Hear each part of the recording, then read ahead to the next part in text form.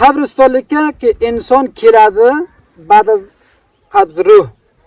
Ki bu odam yo rohat yotadi yo azobga qoladi. Qanday odamlar rohat yotadi? U odamlarki dunyoga kelib bir Allohga, haq payg'ambarga, haq kitobga iymon keltirgan va ba'd taqibiga amal solih qilgan va ba'd axloq islomiy, farhang islomini ta'lim olib, rivoj bergan. Bu odamlar vaqtiki qabristonga keladi, rohat yotar.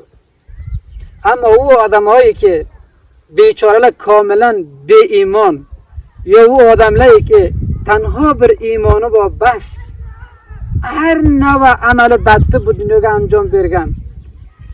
Axloq islomidan bechora bexabar, farhangi dinisidan bechora bexabar.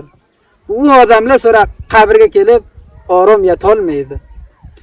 Bu qabristonlikka ruh azobga qoladi, ammo jasad ham mutaassir bo'ladi. Agarchi bizlar insonlar uni dark qila olmaymiz. Shu qabrning ichidagi yotgan odam yo rohatlikmi, yo azobkami bizlar dark qila olmaymiz. U ne'mati Parvardigor yo azob marbut ruh bo'ladi, ammo jasad ham mutaassir bo'ladi. Bizlar na uni rohatligini bilamiz, na azobini bilamiz. Qabr bir joygoh, bir maqomi ibtidoiy oxiratdir.